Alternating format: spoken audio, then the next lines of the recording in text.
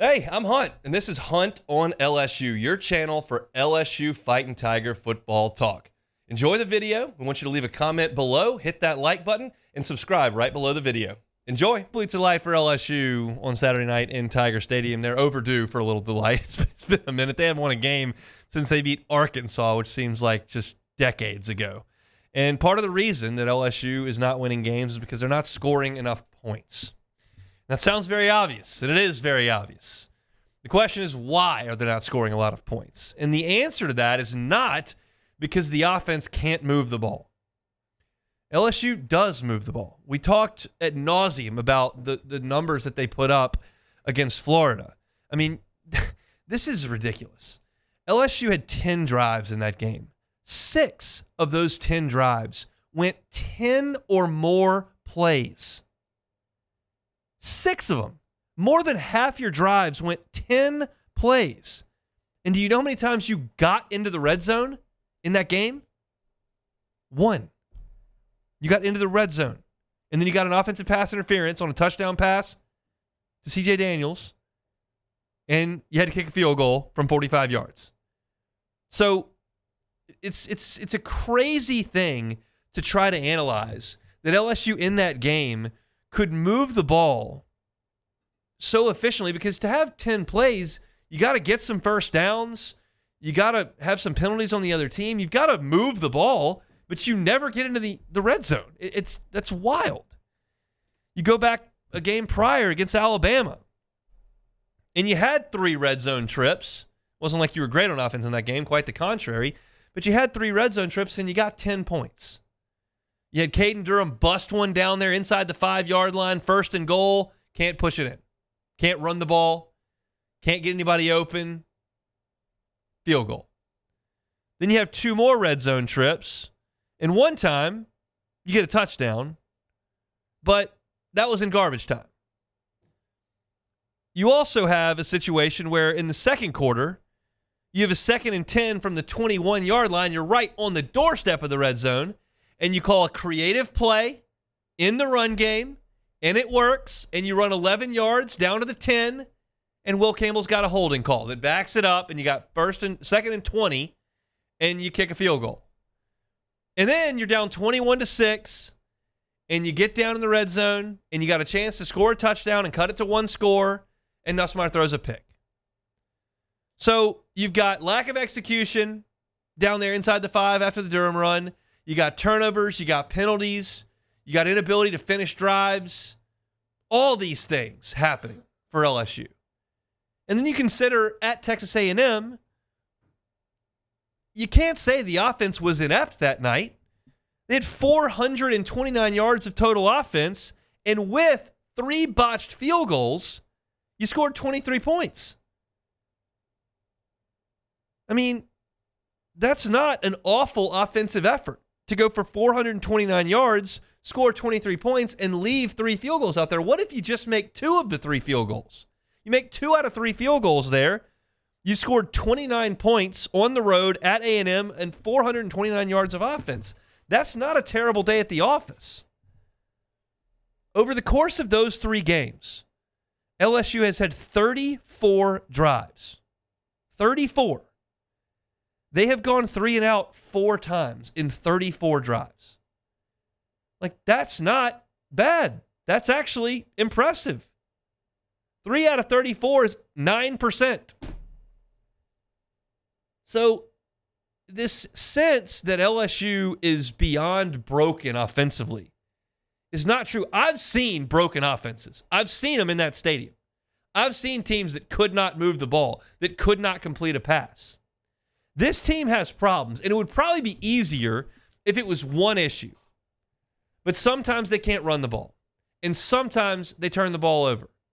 And now in the Florida game, they're giving up sacks. And sometimes you miss field goals, and sometimes you get a penalty. This sounds so cliche, and as a sports writer who is sitting in these press conferences, I cringe every time there's a cliche. And trust me, it's a lot. But it's the little things. Will Campbell, you can't hold on the Juwan Johnson run. Can't do it. Kyron, I know this play is designed for a rub route, But you can't just plow over the defensive back and get an offensive pass interference that's easy for everyone in the entire stadium to call. Nuss, you got to take care of it in the red zone. Got to take care of it.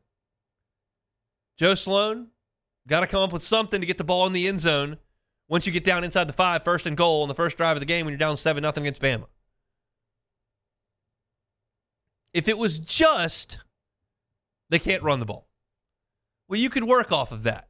You could spread the field, get a little creative, jet sweeps, trust your passing game.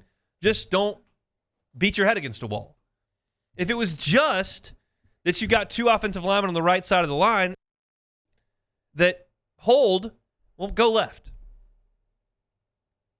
But there's not one issue with this offense. It's myriad things that continue to crop up time and time again. I mean, against Florida, LSU had 382 total yards, 160 on the ground by the backs, and 262 passing.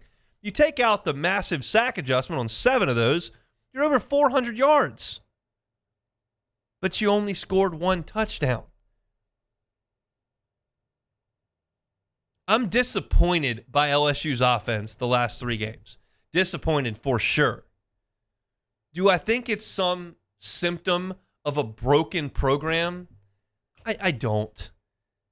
They move the ball better than that. They've shown they can score points in crunch time against Ole Miss. They've shown they could go on the road to South Carolina in a hostile environment, down 17-0, and go score almost 40 points against a good defense. They showed in the first half against A&M they could move the ball. They just missed 2 field goals. It's an inconsistent unit. It's a unit that has to adjust the next 2 weeks to what teams are doing to them. And it's disappointing they haven't adjusted to this point. They're not broken. The program's not toast. The entirety of LSU's offensive punch did not walk out on that NFL draft stage with Malik Neighbors and Jaden Daniels and Brian Thomas and then head to South Bend with Mike Denbrock. That's just not the case. They've been not good enough. They're not awful. And you can suggest that's sunshine pumping, that's failure to look at reality, and I would just flatly disagree. I feel like I have talked about LSU in pretty open terms over the last 3 weeks. I've been wrong about the predictions for the games. But LSU just needs to play better than they have. And I go back to this. I talked about it yesterday. I'll probably bring it up again on tomorrow's show. There's no pressure on them anymore. It's just gone. It doesn't exist. They can suggest they've got to finish this thing the right way, and that 8-4 is much better than 6-6, like Will Campbell said on Tuesday. And they can trot out all that they want, and they can believe that if they want. But the fact of the matter is that 10 years from now, 20 years from now, nobody's going to know if you went 7-5 or 8-4. It's all the same. You didn't choke if you lost to Vanderbilt. They've just got to play better. Keep doing some of this stuff. Keep possessing the ball. Keep converting third downs. Keep trying to run it. Get Caden Durham going. Get into the red zone. When you do, somebody's got to make a play. Somebody's got to do something. They know that. And they're going to play hard tomorrow, Saturday, try to make that happen. I cannot promise that it will. Vanderbilt's tough and scrappy and has a good coach, and they're coming off a bye. And they're going to try to do the same thing everybody else has done. Squeeze up there, make LSU throw it short, tackle them on the ground. Maybe you give up a few first downs, but as long as you don't get them in the red zone, as long as you don't give up touchdowns, you're fine. They'll know. They'll have a plan. It's LSU's job to counteract that and get something done. We'll see. Garrett Nussmeier, Joe Sloan and company can do it coming up Saturday night in Death Valley. Hey, thanks for watching Hunt on LSU. Before you get out of here, do us a couple of favors. Hit that like button, leave your comments below, and subscribe to the channel for all your Fighting Tiger football talk. See you next time.